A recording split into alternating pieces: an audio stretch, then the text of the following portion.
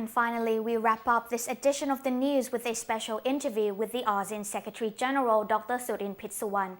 Our reporter Panu Wongcha-um spoke to Dr. Surin during the first day of the 17th ASEAN Summit in Hanoi and asked him about the summit's main agendas as well as the November 7th election in Myanmar. Swadee Krab, Dr. Surin Pitsuwan, the Secretary General of ASEAN. Thank you for giving us this interview on the first day of the Hanoi Summit.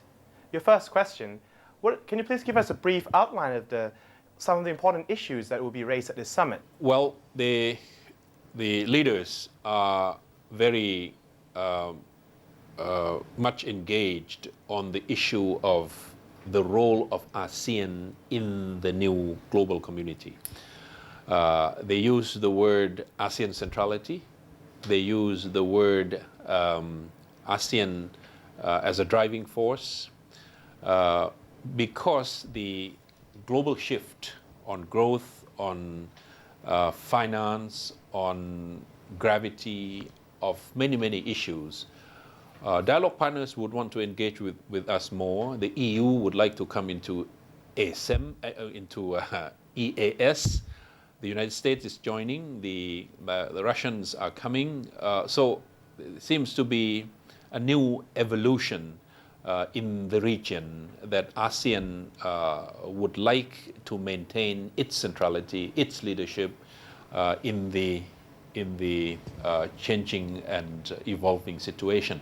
So they came up with this package of arrangements that would make ASEAN more consolidated, more connected, and more enhanced in our capacity to really take the leadership role, or what I would call the balancing role and the modulating role of all these interactions going on in the region.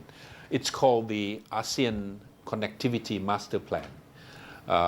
In that master plan, there are about 700 projects of infrastructure, of institutional linkages, standards, procedures, customs, border passes, so that people can flow, so that goods can flow, services can be accessed to, that ASEAN would become seamless.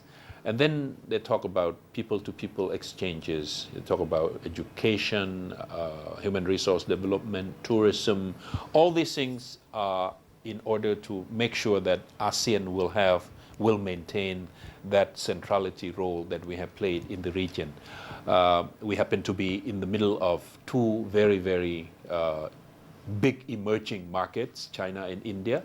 The fact that we are able to benefit from the synergy of both, and we are on the supply lines of both into the factories, into the industrial estates, production lines of both major economies, is because we have developed ourselves as a group, as a market, as a region, as an organization. So this will consolidate our role.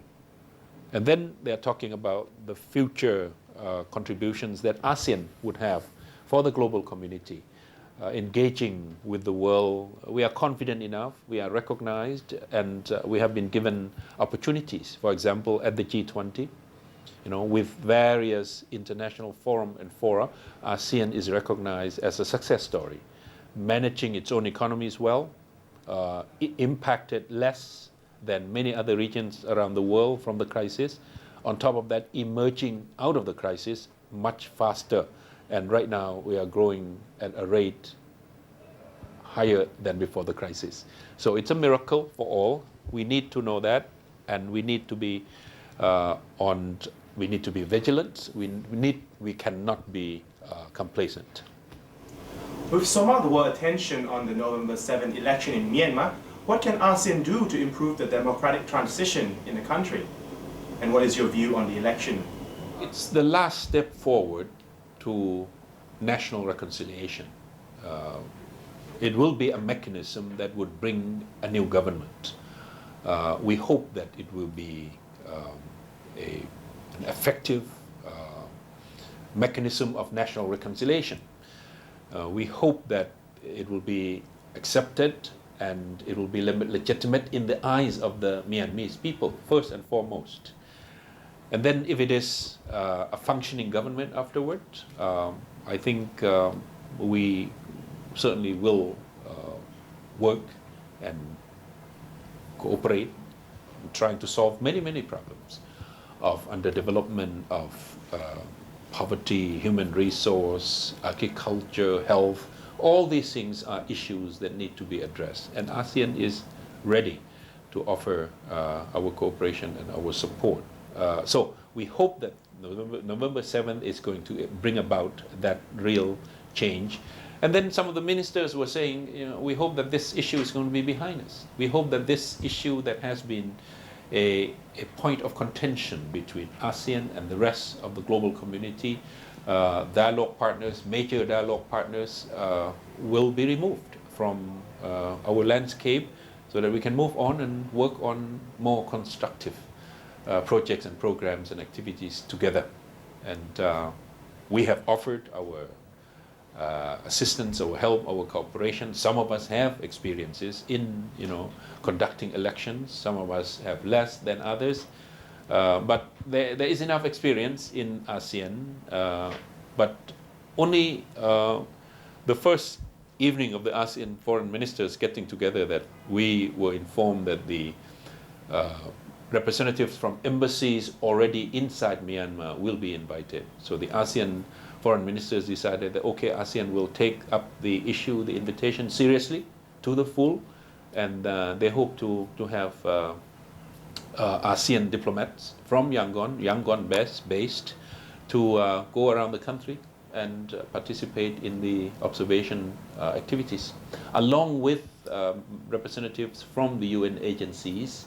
They said about 10, 11 UN agencies inside Myanmar already. So there will be these people going around and looking at observing the elections.